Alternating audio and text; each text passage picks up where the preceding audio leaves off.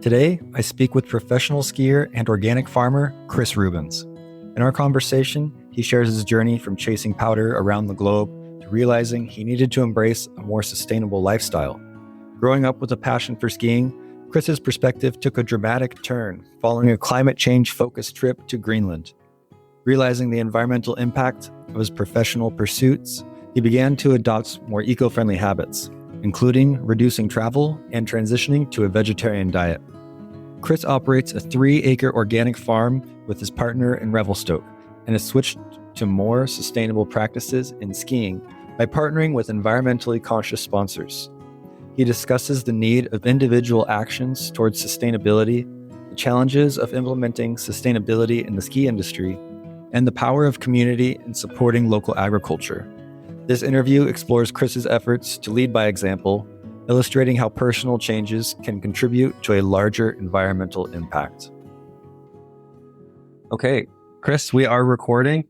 Thank you so much for being here. I really appreciate you taking the time out of your schedule to be here, especially now that you are starting to get into farm season. Yeah, it's really awesome that you're here. Would you want to give a quick background on yourself? Tell people what you do. I guess why do you think you're here? Why do you think I asked you to be interviewed? Yeah, I mean, it's kind of a crazy, it's crazy to be in the position talking about sustainability and all that as like a professional skier. I grew up in Calgary, ski racing. My parents always had like a love for the outdoors. So we were out in the mountains every weekend and skiing or hiking and climbing in the summer and biking and all that stuff. And then as soon as I graduated high school, I moved out to Canmore and pursued, I guess, what would be a pro skier's dream. But at the time, I didn't really believe that it was a career per se. I just knew that I liked skiing. Fast forward 20 years and many trips around the world and living the dream of a professional skier. Somewhere in the middle of that, I moved to Revelstoke, been here almost 20 years. And in 2016, I went on a trip with Solomon Free Ski TB to Greenland. And the premise of the trip was we were going to bring a climate scientist along with us to alleviate our guilt of flying all over the world and burning all these fossil fuels to go skiing.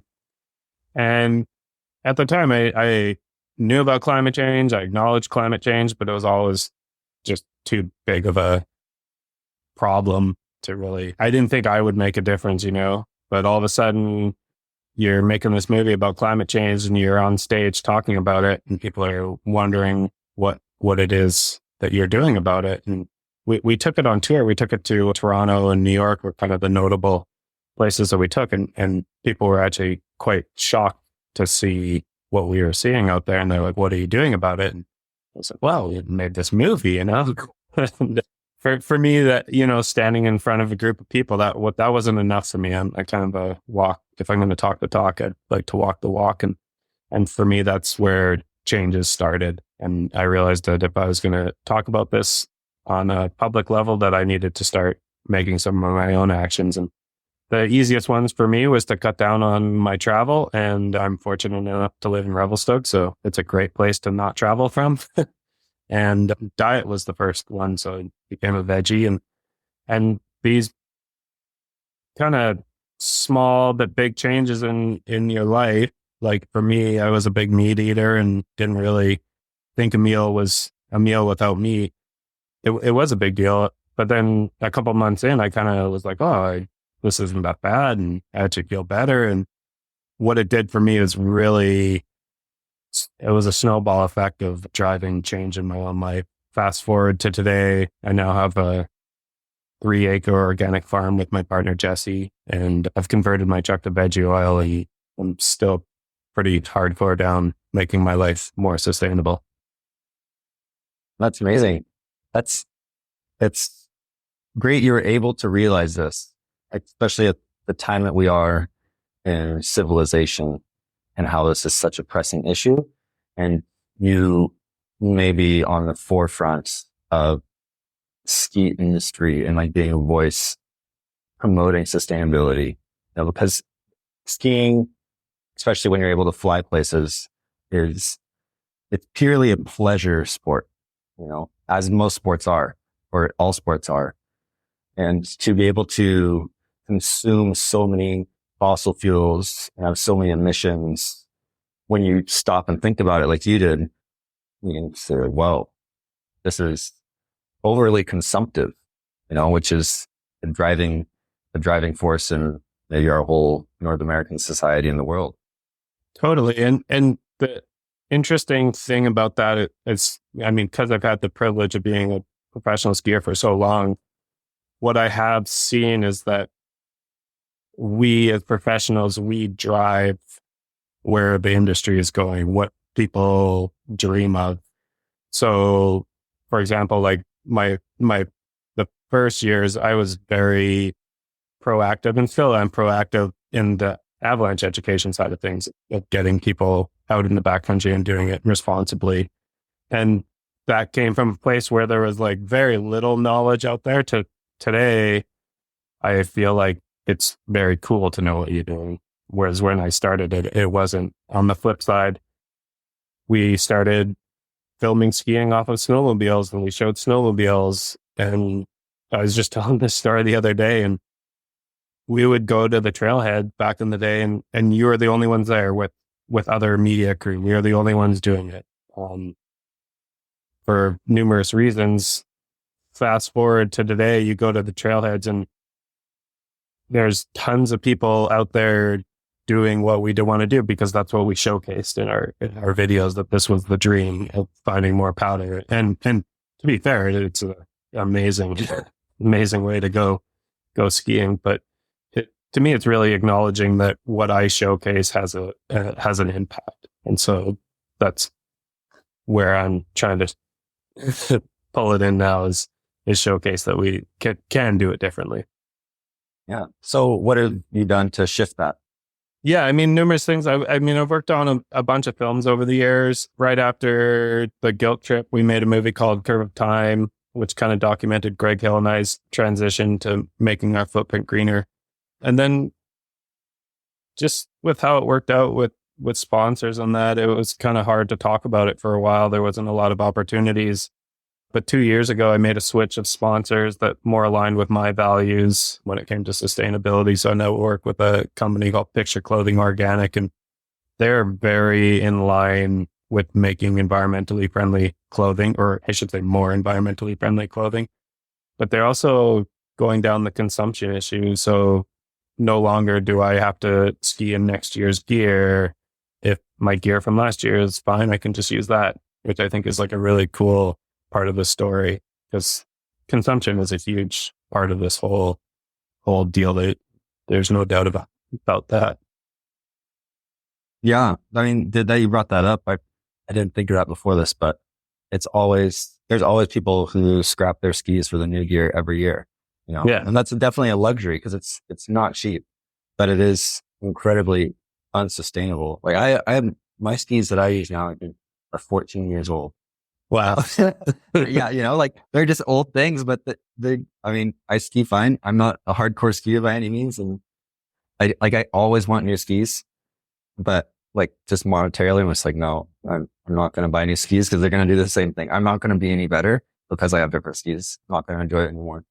Yeah, totally. And a big part of it for us, like as athletes, is pushing the companies into more green initiatives. So I also switched to Atomic, and a big reason for their switch is they went down a huge LCA, going through their life cycles of their products and where the emissions come from, and trying to cut carbon out of them.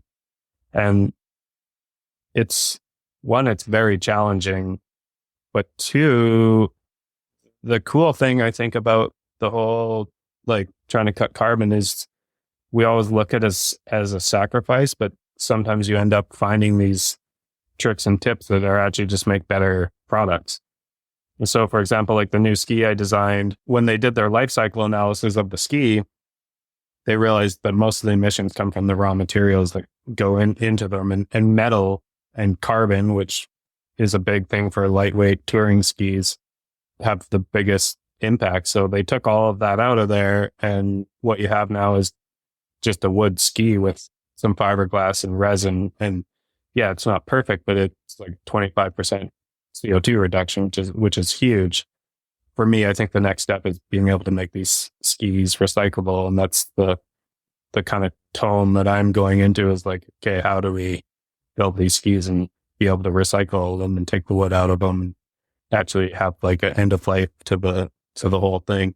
But yeah, it's definitely, we live in a hypocritical society, and being a professional skier advocating for climate change is among the top hypocritical things you can do, for sure. Yeah.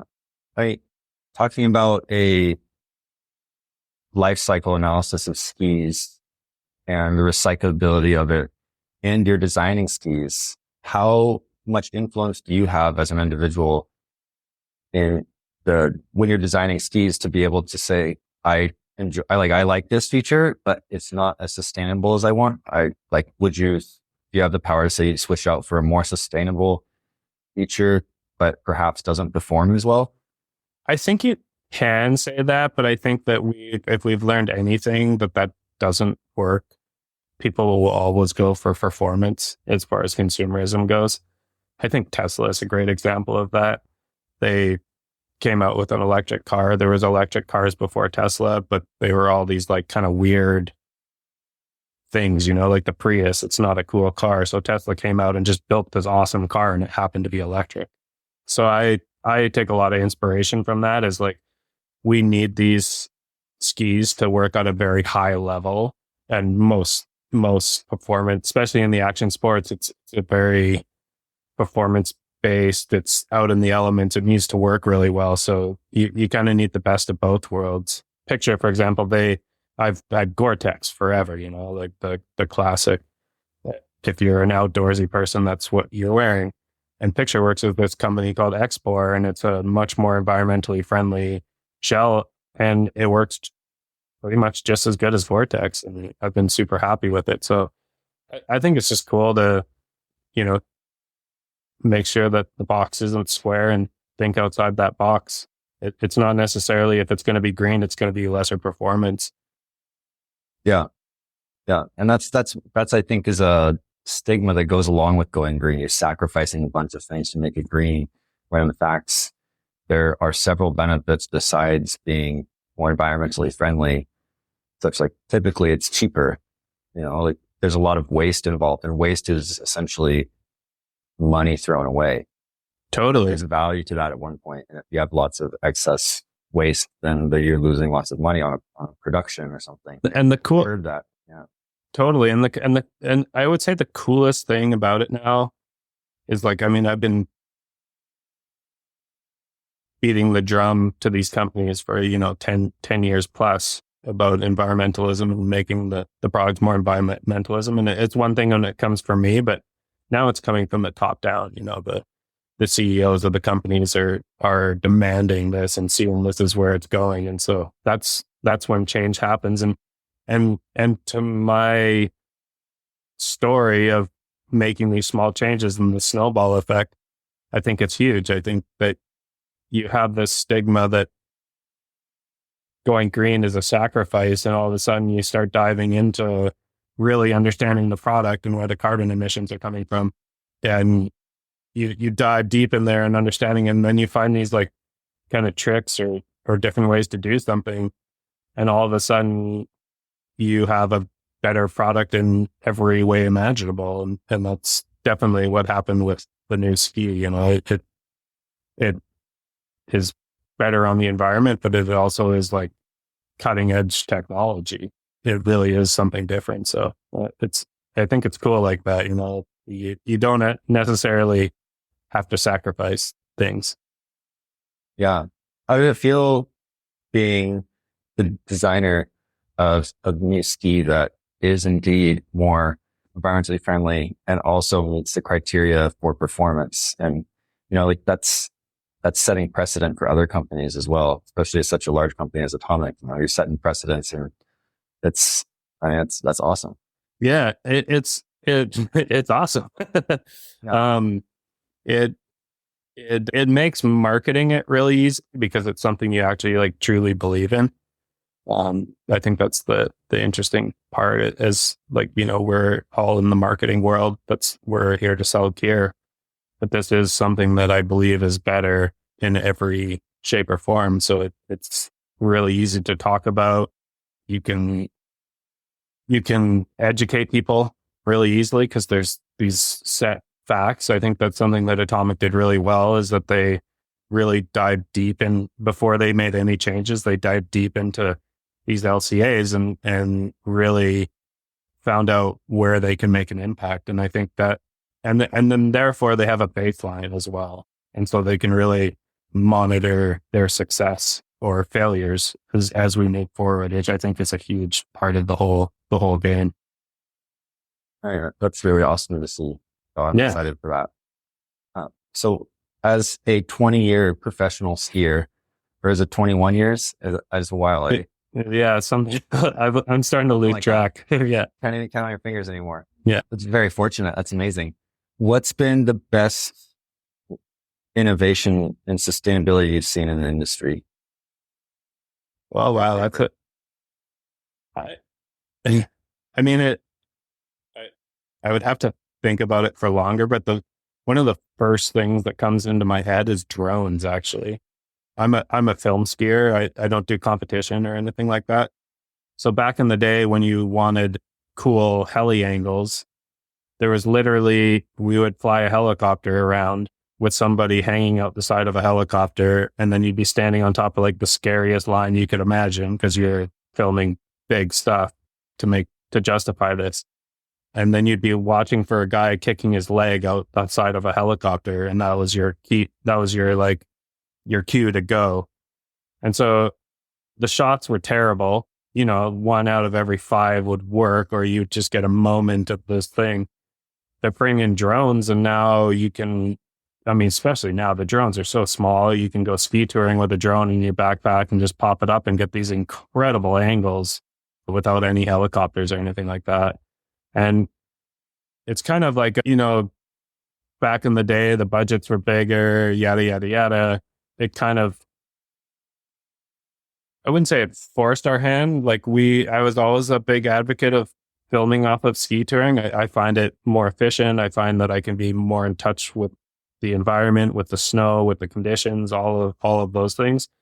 But now, people will use a helicopter or snowmobile for access, but a lot of the lines that people are skiing, they're ski touring up. So I guess that's the other part of the technology is like when we first started, we were on the heaviest, crappiest gear for ski touring. You're lugging up these like really heavy gear. The bindings weren't up to snuff. And fast forward to today, like I'm on like the lightest gear that you can ski tour up, but still shred down. It's pretty cool. All of a sudden it becomes attainable. Whereas before you were like really limited with how fit you were or how far away things were. Mm-hmm. Yeah, that's a good point. I never thought of the transition in filming. It's right up your alley. So yeah. Also the silence, right? I think Phil mentioned that in your curve of time. With snowmobile, like you have to find silence, but then you bring in a snowmobile or a helicopter and it's gone. You're like going, it's just an oxymoron or.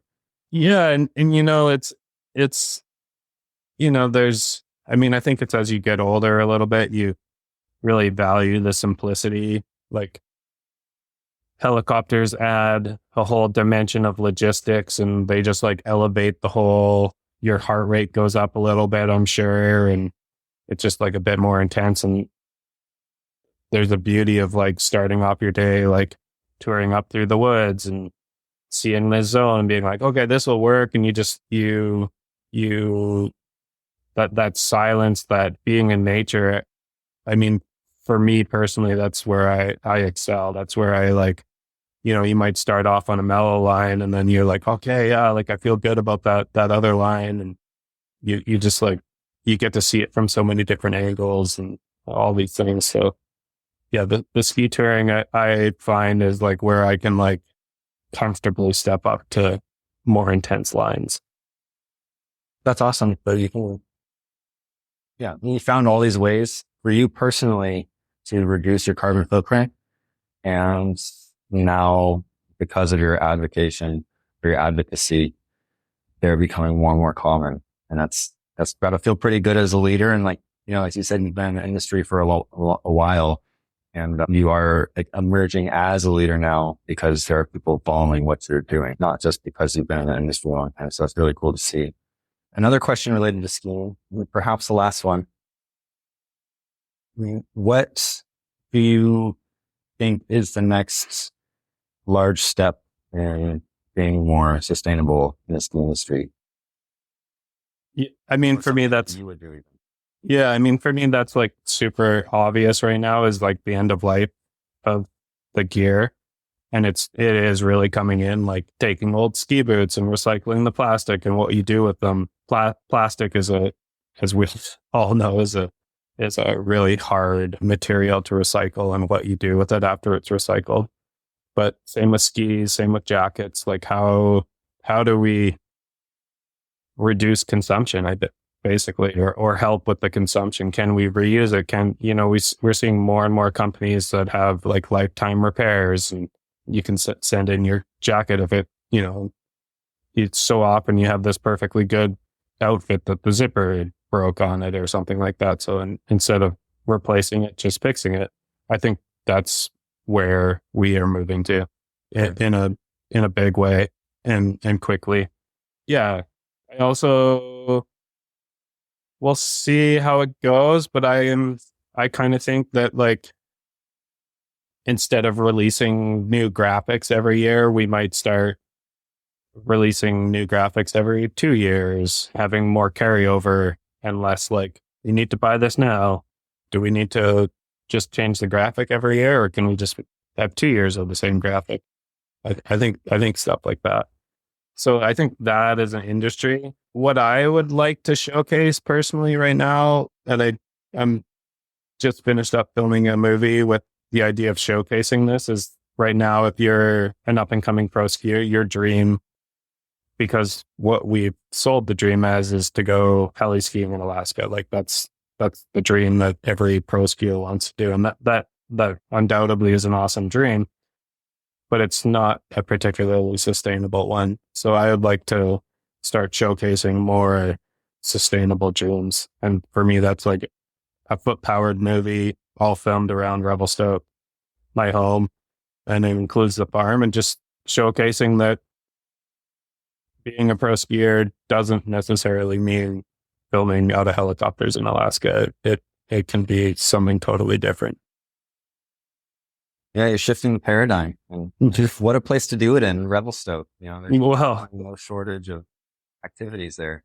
And I'll acknowledge that it's easy for me to say that living in Revelstoke. Well, not everybody has that privilege to be able to hear. But the original reason why I moved to Revelstoke was it was closer to Whistler, and at the time, to be relevant in the professional skiing world, you had to spend a lot of time in Whistler, and that slowly shifted. And all of a sudden, I was not in Whistler necessarily. I was traveling the world, skiing subpar snow. And I'd look at my social media feed, and there's like all these pro skiers traveling to Revelstoke to like film their parts in Revelstoke. I was like, why am I leaving? Like, I could just stay at home and be happy. And so that was a big part of that too.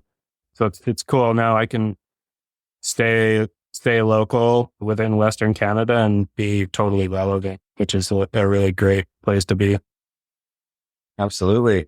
Yeah. Especially as a professional skier. That's really, yeah. You really that's what you think of when you think of great skiing in North America, Western Canada. Yeah, absolutely. I mean, it's the best. You can be anywhere in Western Canada, and in my opinion, it's by far the best place in the world to ski. Yeah. Among other things. Yeah. So you mentioned the farm. Can you speak a bit about that? Yeah. So the farm came about, my partner, Jesse, and this is like 2020, 2019. We got together, and she has a degree in environmental sciences and is very cued into the environmental problems. And her kind of dream was always to have a organic vegetable farm. And it became my dream as well. And so we were kind of searching for land on a place that we could set up kind of our dream farm. And we actually thought we were priced out of Revelstoke, and we were traveling around the province looking for places that we could maybe start it, and hadn't really figured anything out. And then all of a sudden, boom, comes along the pandemic. And it was my number one first thought, the early days of the pandemic, nobody was really sure how serious, how crazy the world was going to get. And we were just like, why are we not farming? Like, we've been talking about this for a bunch of years. Like, this is crazy. And so we immediately got started in our little basement suite, and we went down the route of starting a community farm, which kind of fell apart at the very last stages. But at that point, we had all these starts that we needed to get in the ground. And so we pivoted really quickly and was able to lease what amounted to about a quarter acre off a couple of locals in town. And we started up a farm. And previous to that, we really didn't want to lease land. We didn't know the economics of farming per se. And we really saw the value in owning our land. But that season, what we learned is that one, we had this like 5 to 10 acre property in mind was the dream, which is a great dream and would still love to have. But what we realized is that we didn't need that much land, that we could make a profitable business off of a much smaller chunk of land. And at the end of that season, this piece came up in Revelstoke. We were able to buy it. It's 2.7 acres. So we're going into our 4th season on the land here. It's our 5th season of farming, and it's grown like crazy. It feels like slow, sustainable growth in our eyes, as we've never quite bit off too much more than we could chew yet, but we're always dabbling with that line, which is farming in a nutshell. But yeah, we've got our land in production. So we've got about 2 acres on our own property. And then we just leased another acre from a neighbor. This year we'll have 3 employees as well. And the opportunities just seem endless in farming right now. It's hard work. You're not going to get rich, but we are making a living doing it. And it's one of the most fun, fulfilling things I've ever done. Super challenging. But at this stage in my life, I'm not really looking for things that are not challenging. It's kind of what gets the brain and the heart going and all that sort of thing. Yeah. So you've been enjoying it. I mean, obviously it wasn't a 1 year and like, no way, this is not for me. Yeah. So yeah. Yeah. That first year was really good because we learned that we worked well together. We learned that this was what we really like to do. And at this point now, once you've learned how to grow food, especially at a commercial scale, it's just, there's kind of no going back. You're fully addicted and invested in it. The one thing that I will say with Revelstoke in particular is that we have an incredibly supportive community when it comes to supporting local food, but just local businesses starting out to begin with. And so it's all great and dandy to start a farm, but if you don't have the community behind you buying the food, you're not going to go anywhere. So the people in Revelstoke, the community in Revelstoke, they really go out of their way to support local food, which is just, it's super inspiring to see people that are very diligent in where they spend their money. And it shows to me that individuals do have a huge impact, like if these, you might think it's just a $6 bag of lettuce or whatever, but enough people do that, and all of a sudden you have a business that's supporting my family, it's supporting a couple of employees, and you're not getting that from the Cisco's of the world. So I think it's a really cool thing to be a part of. Absolutely. Especially as coming from your former position or your current as well, your off farming season position as a skier. As a skier, you live in Revelstoke, you leave in order to do your work and what you need to do. Whereas a farmer, you're in Revelstoke and you also provide to the community within Revelstoke. You know, you're not seeking isolation in a sense. You're seeking community. And so it's like quite the juxtaposition between your two worlds and your two seasons. And so you get to see, you know, things that you don't get to see as a skier. You get to see this community that you're a part of and who you're providing for. You know, what kind of feelings do you get when you know, like provide someone a nice head of lettuce and they come back the next week? Oh, that was the best lettuce I've ever had. You know, like, what does that make you feel? Yeah. I mean, especially in the early days, I mean, we have it a little bit more dialed now and we're working on making it. Our goal right now is a work-life balance, which is a challenge as a farmer. There's no doubt, but that, especially that first year, you know, you'd be working so hard all week and grinding it out. And then going to the market was like your like payday in this, not, I mean, it was your actual payday, but it was also people were so appreciative of what you're doing. And it you know, you'd leave the market just feeling overwhelmed with like joy and happiness because people really were appreciative of you putting in the hard work to do this thing. It definitely,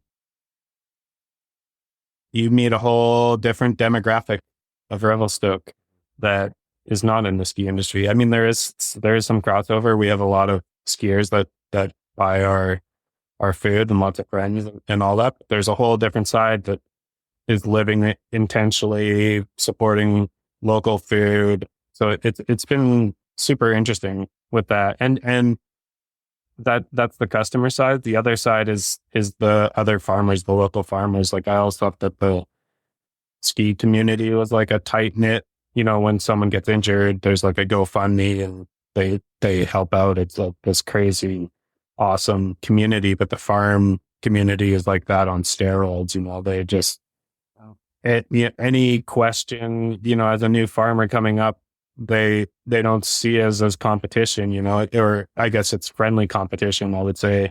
And they just go out of their way to like really help us succeed. And to their point and to our point now, the more local food we have, the better. It just creates a better infrastructure for everybody. So it's a really, really cool community to have that and talk to these other farmers about different ideas and different problems and how they fix it. And it's very transparent, you know, I can call up a handful of farmers at any given moment and get like a really valid opinion on a problem we have, which is a really cool place to be.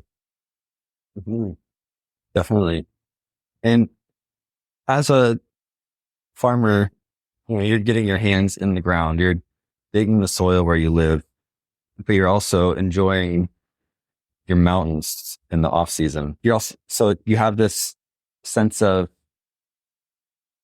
there's some, you know, as a farmer, you have your hands in the soil, you're growing food from the soil, and you're in Revelstoke, you look up and you're like, I've skied those mountains, you know, like your sense of place must be so great within Revelstoke because I don't know, I'd say you're making the most of what Revelstoke has to offer, you know, like you make a living based on the land around you.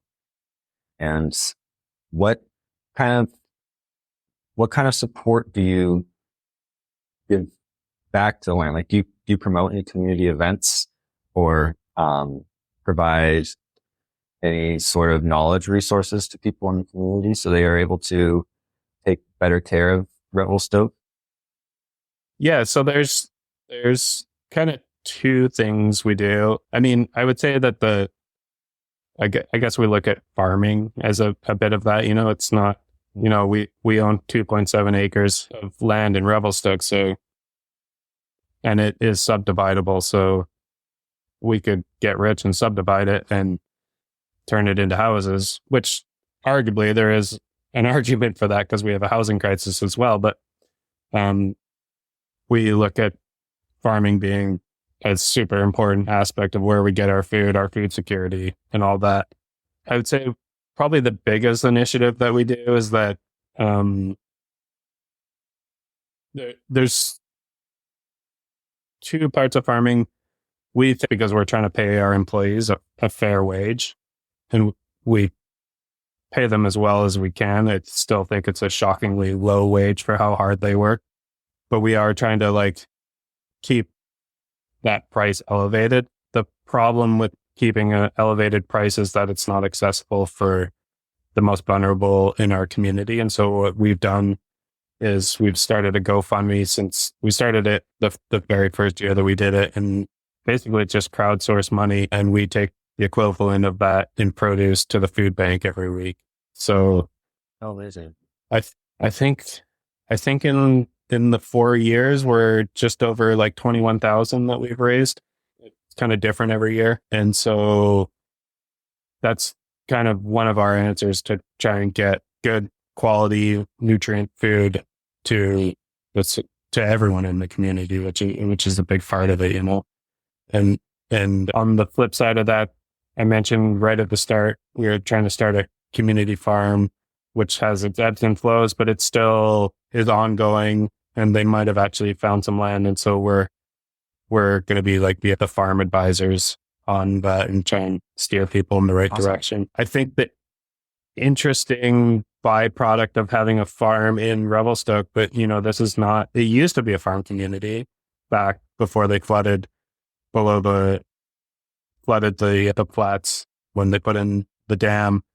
They supposedly it was like more productive than the Okanagan back in the day. It was a huge agriculture area for potatoes and strawberries in particular.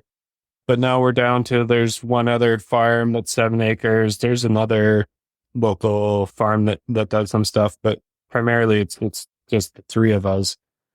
And so when we hire people, we don't generally have anybody that has experience. So we're teaching those people how to farm, and the ins and outs of it. And they'll have that for the rest of their lives, which I think is super interesting. Some of them have dreams of having their own farm one day, et cetera, et cetera. And then throughout the school season, when we're operating, we have school groups coming through almost once a week. And they, you know, that's largely the initiative of the teachers making the plans to come out here, but we take the time to show them around the farm and teach them about what we're doing. That's awesome. Yeah. That's like, again, like someone in your position, you know, you can be a pro skier. You know, lots of kids look up to pro skiers, especially in Revelstoke, you know, because I mean, it's a skiing community. It's an outdoor community, but skiing in the winter. And then to see that you are also farming, it's like, wow, you can, you know, like this person who I look up to is also a farmer, you know, and that it, I guess, makes it cool. Yeah. Typically, I think it's seen as uncool, and I don't know, it's just not conveyed in a good light. And I think that it's definitely changing. There's a lot of talk about changing agriculture to, you know, be more sustainable, regenerative, and awesome. You're getting to share that with the next generation. I mean, it's funny. A lot of you know, there's some farmers that are like a couple generations deep in farming, but a lot of the newer farmers that are doing our style, kind of market garden style, they came in with little to no experience, just like I did. To be clear, Jessie had a bunch of farm experience, so she's the greenhorn in that sense. But it brings fresh light into it, and I think that farming has largely been looked at as like you can't make money at it, and so many people are, you know, oh, that's so much hard work and blah blah blah, and it's like, well, okay, well, who's going to do this then? Like, somebody has to do it. The really interesting thing that I find about farming currently at our scale is there's a huge resurgence in tools that are very applicable to our scale size to make things easier. And these tools are old. We have like a little cultivating tractor that's like a walk behind tractor that helps us with our weeding. And those came from the idea came from I think it was the 30s, 40s, when they were replacing horses basically to cultivate their crops, because there was no spraying involved. And a huge part of farming is dealing with weeds. It's one of the the hardest parts. And so when they came out with spraying herbicides and pesticides, that killed organic farming as we know it, because it was like, oh, well, you don't have to do this. You just spray this and you don't have to worry about it. And people were like, oh, this is way better. And now we're starting to realize that that actually had some serious consequences to it on the soil side of things. So I think it's really interesting. You know, I'm part of this really great Facebook group of farmers that are posting things all the time. And they have these implements all over the world other than North America, because small scale farming is such a more relevant thing over there. Whereas we're kind of like behind the times about, you know, we're all about big ag, but we're also seeing problems with big agriculture right now. And I think it's also quite challenging to be profitable in big agriculture. It's huge. I mean, millions and millions of dollars of investment. And to be clear, it's a very capital investment heavy industry, even at our scale. But there's all these cool tools and stuff that kind of helps us make it more sustainable on a profitable level, but also on a body level. You know, if you're out there just breaking your back every day, it has a light scale to it. You know, you can't do that forever. So we're in it. We're in it for the long term now. So we're trying to make it as easy on our bodies and our employees' bodies as possible. Is kind of one of our goals. Working smarter, not harder. Yeah. In a sense. Well, yeah, we're about at time. I have some questions I'd like to ask at the end. Yep. I'm going to add one for you. What was one piece of advice you give to someone who's going to start farming? Yeah, it's so funny. I think about this a lot. I don't know why it comes into my brain. I mean, it's now that we're into it, it's sad to say, but you need money. I mean, I shouldn't say you need money. You can certainly start off with not a lot of money, but I'm super fortunate to have skiing in my off season, and it provides a great wage. And so I don't have to take much out of the farm. So we're just continually reinvesting. And I think that's probably why farmers say they're broke all the time, is because there's literally always something that you can buy to make your job easier. Yeah. But I see these other farms start out with little to no money, and it's a real struggle. Whereas we've had, I like to use this, we have a greens harvester. So we do a lot of salad greens, and the first year we didn't buy it. We knew it was something we wanted. It was like $1,000, which was a lot of money at the time. We're like, I don't know. And so we are cutting these greens beds with scissors or knives. So it would take, you know, we do 100-foot beds. So it would take two people like an hour and a half to cut a bed of greens. And halfway through the year, we're like, okay, this is going pretty well. Let's just get this greens harvester.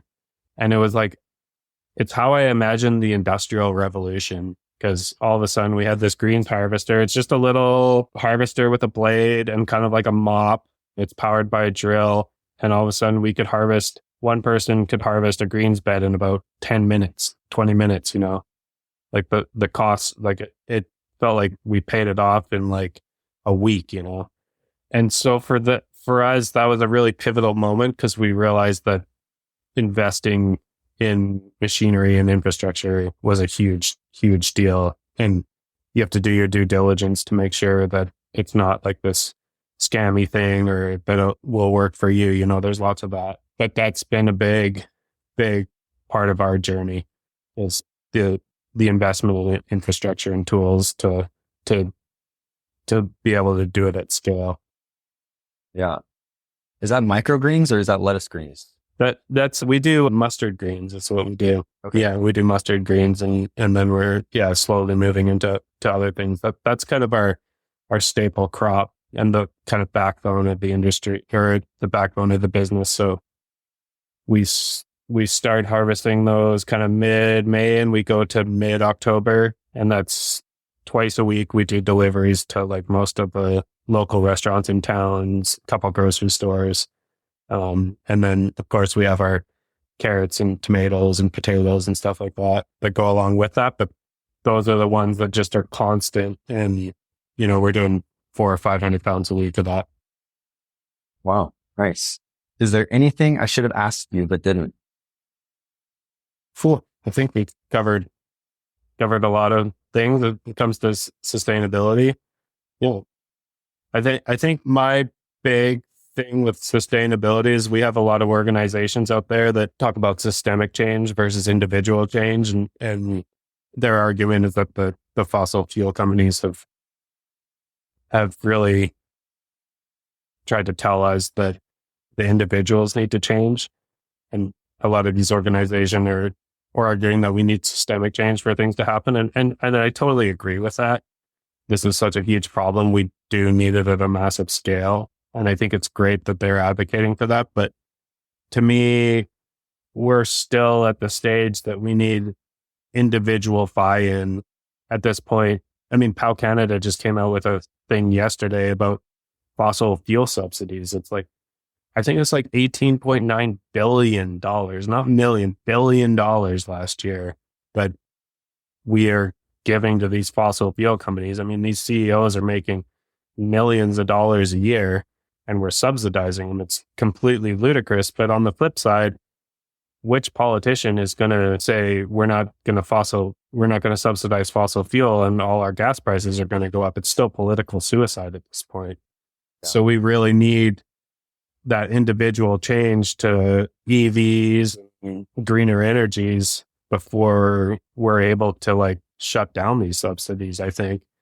So my kind of thing is like, if you believe the science, which there's no reason that you shouldn't, if anything, from what I've seen out there, the science is undercalling where climate change is at these days, especially the last couple of years. It seems way more rapid than what they're talking about. We have to make this change before the end of this decade. And there's no holy grail coming down. There's no like carbon capture unit that's going to take all this carbon out immediately. There's nothing that we can do. And so if we want the world to survive as we know it, we need to start making individual changes. And I guess my point is that as a society, we really look at that as a sacrifice.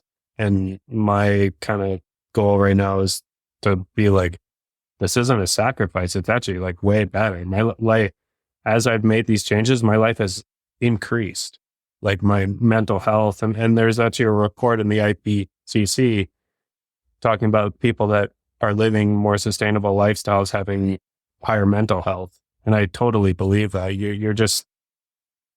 You feel better about what you're doing. Your mental health's higher.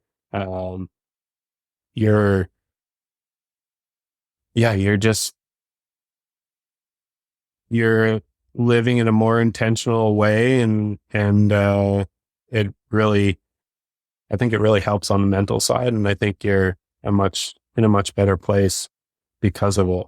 So that's kind of my goal these days, is to showcase that you can live a more sustainable life, and it's actually not a sacrifice. It's a positive from it, which I think is really cool, really cool avenue of it all. Yeah. You're fulfilling your duty to prolonging society in a way, but society doesn't like change. And so that's just hard, but yeah. Someone has to do it, and then it'll just trickle along. Yeah, totally. And that trickle fast. Yeah. And I think that's like, if you get caught up in the news these days, especially when it comes to climate change, it's all doom and gloom. And I've been caught up in there. I've been caught up in the shame spiral where you like don't think you can do anything. And that's just not a good way to look at it. I think to look at it as a more positive way, and how we can do more instead of less. Mm-hmm. Yeah, the really is awful for many reasons, I believe. It's true. But that's another conversation. Yeah. So you've already touched on this quite a bit, or around it at least. but what does a successful future look like to you? What is a successful, like my future? Your future, like what would you envision a successful future as? So, I mean, what got me going for the first years before I became like a real climate advocate is I thought that I think skiing is an inherently good thing for people to do. I think going outside, whether you're going ski touring or on the hill, you come back as a better person. You're going to be a better husband or wife or partner, or you'll be better at your job. And I totally agree with that. I think mountains are just, and just nature in general is this incredible place to recenter yourself. But what we're doing right now is jeopardizing that. So I would like for a society to learn that we can live symbiotically with nature and do better for it. There's people all caught up in, that people are going to make money in the green industry, and that's not good either. And you're like, well, yeah, people need to make money, so I just think that figuring out that we do as individuals have an impact on the world, and that this world is so incredible. I mean, the experience that I've had through skiing I've lived a lifetime of incredible adventures and moments with friends, and I want more people to have that forever. I think it really is like one of the best things we have in the world. And so I think it's worth doing everything we can to protect it. Beautiful. Yeah. I like that. Last question. Are there any second to last question. What makes you hopeful? Well, I think that's a big thing when you go down the climate change shame spiral, is you feel helpless and you feel like there's so much going on in the world that you don't have an impact. And for me, that's been a big part of it, is like, okay, well, if I get caught up in that, I'm not going to do anything. So by living a more intentional, sustainable life, I become more hopeful because I'm doing my part. I can't get caught up in what everybody else is doing. I'm like, okay, this is what I'm going to do. I don't think everybody should become an organic vegetable farmer. That's for sure. But everybody has their strengths and weaknesses, and they do have potential to make a huge impact. You start making changes, you put solar panels on your roof, and your neighbor's like, oh, well, Chrysler, you put solar panels on your roof. Maybe we should get solar panels. And I think the snowball really does start rolling when you start making these changes, no matter how little they are. And I think that the world has done a really good job of making us feel like we don't have an impact. There's one other example with the farm. We have an honor system where we live on a pretty busy road, and we have an honor system farm stand out front. So we stock these 2 fridges, and people just put money in a little box beside it, full honor system, nobody's around. And people absolutely love it, because if you listen to mainstream media these days, you think the world's falling apart and everybody's an asshole and all these things. And that's so far from the case. We're 4 years into this farm stand and nobody steals anything from it. People love it because they're like, oh, I am an adult. I can be trusted. I don't need to be like babysat. And I kind of think that's one of the reasons why it's so popular is that people like that, like little bit of faith in humanity. Because I do believe people are inherently good in the world and they want to do good. And the mainstream media does a good job of twisting that. Yeah. I like to hear that. It's saying so much about your trust in the community by, leading her out there. And obviously they're responding well. Yeah. Responding well. Yeah. And it's busy and they honor it, and it's great. It's inspiring. It's our biggest problem is we didn't build it big enough. So. Well, that's not too bad. We can Yeah. get some more building materials somewhere. Exactly. Yeah. And then last question for you. Are there any resources that you'd like to share where people can learn more about anything we've talked about today? I mean, you can follow, there's First Light Farm is the name of the farm. We'll have that GoFundMe campaign started up. So if you feel inclined to donate to that, that would be amazing. The link will be in the profile. And our Instagram is somewhat educational and just shows the process of what we're doing. But if anyone ever has any questions, reach out to me or the farm. And we get that a lot. It's kind of funny, like social media it is what it is, but in the farm world for a small business, it's incredible. We can reach out to our customers really easily. We follow other farms and pick up tricks and tips from them just by watching what they're doing. Yeah, it's a really cool medium for that sort of thing. Yeah, that's fantastic. Well, yeah, I'll make sure to put all that in the show notes. Perfect. Well, thanks so much, Chris. I really appreciate you taking the time to have this conversation with me today. And yeah, it's great to talk about skiing and sustainability and farming, and to find a person who does it all. It's few and far between, I think. So it was awesome. Yeah, no, thank you. It's always really interesting talking about this stuff. And the more people that talk about it, the better. So thank you. Absolutely. Well, have a wonderful rest of your day. You too. Ciao.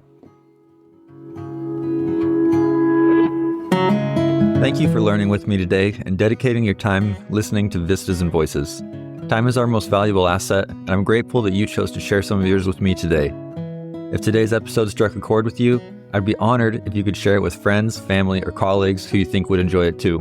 Every share, particularly those made through personal recommendations, plays a significant role in nurturing our growing community. Furthermore, if you could take a moment to leave a review on Spotify, Apple Podcasts, or wherever you tune in, it would be immensely supportive. Your feedback is precious to me. It not only aids in enhancing our content, but it also helps others find our conversations.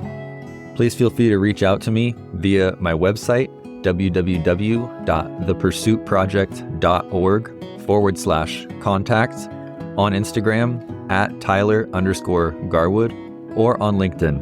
Your thoughts, questions, and feedback are always greatly appreciated. Thank you so much for listening, and I look forward to our next episode, where I'll see you right here on Vistas and Voices.